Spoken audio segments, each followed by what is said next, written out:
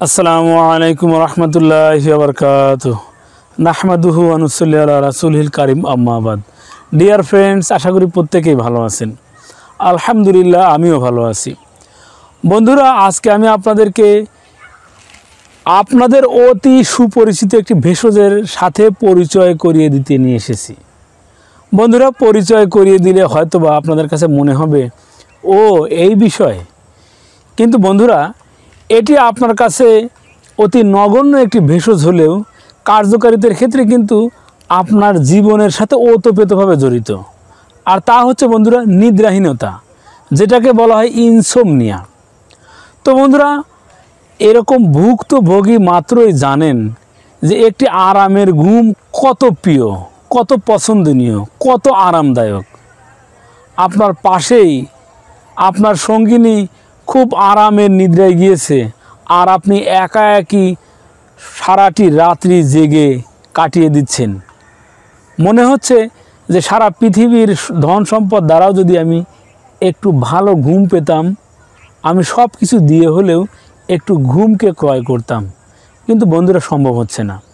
তো বন্ধুরা, এই নিদ্রাহীনতা দূর করতে আপনি যে বিষয়ে দ্বারস্থ হচ্ছেন তা হচ্ছে মেডিসিন। তো বন্ধুরা, আপনি কি জানেন এই মেডিসিন আপনাকে প্রত্যেকটি পদে পদে কোথায় নিয়ে যাচ্ছে? তো বন্ধুরা, কোথায় নিয়ে যাচ্ছে এটি আমি বলার পূর্বে আপনাদেরকে অনুরোধ করব, আপনারা যে কোনো ঘুমের মেডিসিনের যে হিস্ট্রিটা রয়েছে সেই হিস্ট্রিতে যেখানে পার্শ্ব প্রতিক্রিয়ার বিষয়ে আলোচনা করা হয়েছে, লেখা রয়েছে দীর্ঘদিন ঘুমের ঔষধ সেবন করার ফলে আপনার ইম্পটেন্সি হতে পারে। বন্ধুরা, ইম্পটেন্সি হচ্ছে ধ্বজভঙ্গ। তো বন্ধুরা, একে তো নিদ্রাহীনতাই আপনার যৌন জীবনে, দাম্পত্য জীবনে প্রভাব ফেলছে, সেই ক্ষেত্রে আপনাকে এই মেডিসিন একেবারে ধ্বজভঙ্গের কাতারে ফেলে দিচ্ছে। তো বন্ধুরা, এর থেকে কীভাবে বেরিয়ে আসবেন? তো বন্ধুরা, এর থেকে বেরিয়ে আসতে আপনি ফিরে আসুন প্রকৃতির দিকে। প্রকৃতি আপনার পরম বন্ধু হিসেবে আপনার পাশে দাঁড়াবে। তো বন্ধুরা, সেই ভেষজটি হচ্ছে লাউয়ের শাক। তো বন্ধুরা, আমরা সাধারণত লাউ সম্পর্কে অনেক কিছুই জানি। হুজুর পাক সাল্লাল্লাহু আলাইহি ওয়াসাল্লামের একটি হাদিসও রয়েছে, যে ব্যক্তির পেটে লাউ থাকবে ওই পেটে পীড়া হবে না। তো লাউয়ের ব্যাপারেই এরকম হাদিস রয়েছে।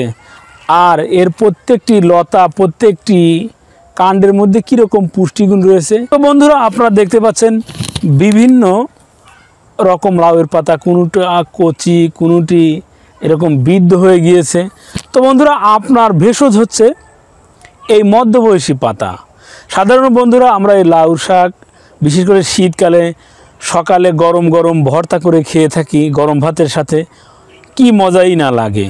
তো বন্ধুরা, এটি আপনার নিদ্রাহীনতা দূর করতে আপনি সকালে না খেয়ে রাত্রির খাবারের সাথে অল্প পরিমাণ ভর্তা করে খেয়ে নিন।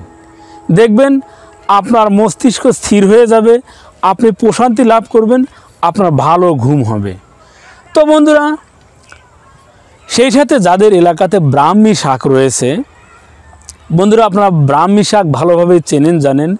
এই ব্রাহ্মী শাক 10 গ্রাম পরিমাণ নিয়ে আপনার 2 গ্লাস পানির মধ্যে ফুটাতে থাকুন।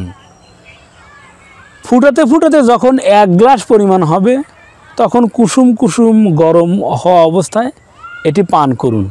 দেখবেন রাত্রিতে আপনার খুব সুন্দর ঘুম হয়েছে। তো বন্ধুরা, শুধু এগুলো ভক্ষণ করবেন আর আপনার মন মতো চলবেন, এটা হবে না। বন্ধুরা, কিছু প্রতিনির্দেশ হচ্ছে, আপনি রাত্রিতে কখনোই মোবাইল ঘাটাঘাটি করবেন না, আপনি নেট ঘাটাঘাটি করবেন না।